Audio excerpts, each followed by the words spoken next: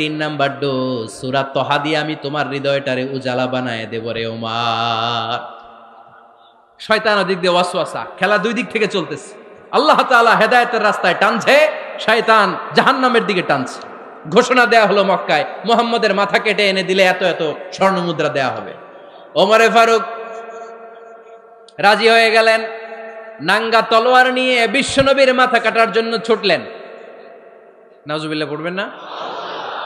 বনু জাহরা গোত্রের এক লোক বলে, আইনা ইয়া ওমর, কই যাও? মুহাম্মদের মাথা কাটতে যাই। আরে মুহাম্মদের মাথা কাটতে যাও? তোমার বোন ফাতিমা বিনতে খাত্তাব আর তোমার বোন জামাই সাঈদ কদ সাবা, এরা তো ধর্ম ত্যাগ করে ফেলছে। এটা তো আমাদের ধর্ম ত্যাগ করে মুহাম্মদের ফলোয়ার হয়ে গেছে। আগে ওমর ঘর সামলাও, পরে মুহাম্মদের মাথা কাটতে যেও। ওমরে ফারুক অবাক হয়ে গেলেন, তলোয়ার নিয়ে বিশ্বনবীর দিকে না যেয়ে নিজের বাড়ির দিকে চলে গেলেন। বিশ্বনবীর আপন বোন ফাতিমা বিনতে খাত্তাব, বোন জামাই সাঈদ আর খাব্বাব রাদিয়াল্লাহু তাআলা আনহু তিনজন মিলে সূরা তহা তেলাওয়াত করছিলেন। পড়েন সুবহানাল্লাহ। মক্কায় লুকিয়ে লুকিয়ে দাওয়াত হতো। খাব্বাব রাদিয়াল্লাহু তাআলা আনহু একটা চামড়ার ফলকের মধ্যে সূরা তহার কয়েকটা আয়াত এনে ওমরে ফারুকের বোন আর বোন জামাইকে শিক্ষা দিচ্ছে, ট্রেনিং দিচ্ছে। সুবহানাল্লাহ পড়েন। লুকিয়ে লুকিয়ে ওমরে ফারুক যখন ঘরে চলে আসলেন, এরা তটস্থ হয়ে গেল। সাইয়েদনা খাব্বাব বিছানার তলায় লুকিয়ে গেলেন। ওমরে ফারুক বললেন, দরজা খোলো। ফাতিমা বিনতে খাত্তাব দরজা খোলার পরে নির্মম ভাবে সাইয়েদনা ওমর রাদিয়াল্লাহু তাআলা আনহু বোনের গায়ে আঘাত শুরু করে দিল। বোন জামাইকে আহত করতে শুরু করলো আর বলতে শুরু করলো, তোরা পাগল হলি কেন? কি আছে ওই মুহাম্মাদের মধ্যে? কি জাদু নিয়ে এসেছে? সে যাই বলে লোকজন পাগল হয়ে যায়, সবাই তার উপর কালিমা পড়ে ঈমান এনে ফেলে। কি এমন জিনিস তোদের কাছে আছে যেটা দেখে মুহাম্মদকে তোরা ভালোবাসলি? কি আছে? কি পড়তেছিলি আমারে দেখা। ফাতেমা বলে, ইন্নাকা রিজসুন লা ইয়ামাসসুহু ইল্লাল মুতাহহারুন। ও আমার ভাই ওমর, তুমি নাপাক। তুমি কি? লা ইয়ামাসসুহু ইল্লাল মুতাহহারুন, পবিত্রতা অর্জন না করে এই কোরআন ধরা যায় না। সুবহানাল্লাহ পড়েন। উমরে ফারুক গোসল করে আসলেন, কারণ ধাক্কা তো আগে কয়েকটা খাইছে। কথা বুঝেন নাই বোধহয়? প্রথমে দোয়ার ধাক্কা, পরে কোন সূরা দিয়ে ধাক্কা? হাক্কা দিয়ে ধাক্কা।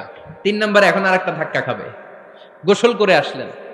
ফাতিমা বিনতে খাত্তাব বললেন, গোসল যখন করে এসেছেন, এই নেন।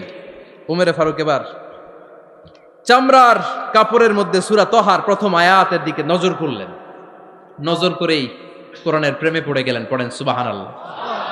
উমরে ফারুক পড়তে আরম্ভ করলেন, তহা মা আনজালনা আলাইকাল কুরআনা লিতাশকা ইল্লা তাযকিরাতাল লিমান ইয়াখশা তানজিলাম মিম্মান খালাকাল আরদা ওয়াস সামাওয়াতিল উলা।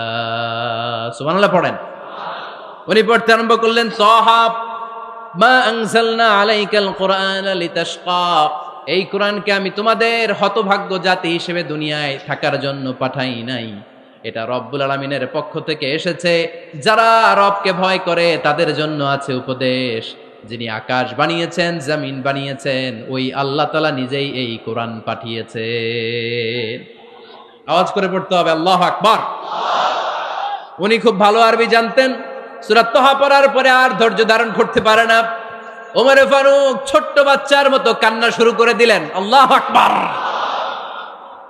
সূরা তহাটা হাতে নিয়ে, তলোয়ারটা হাতে নিয়ে বিশ্বনবীর দিকে ছুটতে আরম্ভ করলেন। আইনা মুহাম্মদ, কোথায় মুহাম্মদ? তোমরা আমাকে মুহাম্মদের কাছে নিয়ে চলো। বিশ্বনবী তখন সাফা পাহাড়ের পাদদেশে দারুল আরকাম ইবনে আলকামের ঘরে লুকিয়ে লুকিয়ে কোরআনের দাওয়াত দিতেন। ওমরে ফারুককে পাগলের মতো ছুটে আসতে দেখে বিশ্বনবীর চাচা হামজা ইবনে আব্দুল মুত্তালিব বলল, নবী আপনি পালান, ওই যে খাত্তাবের বেটা ওমর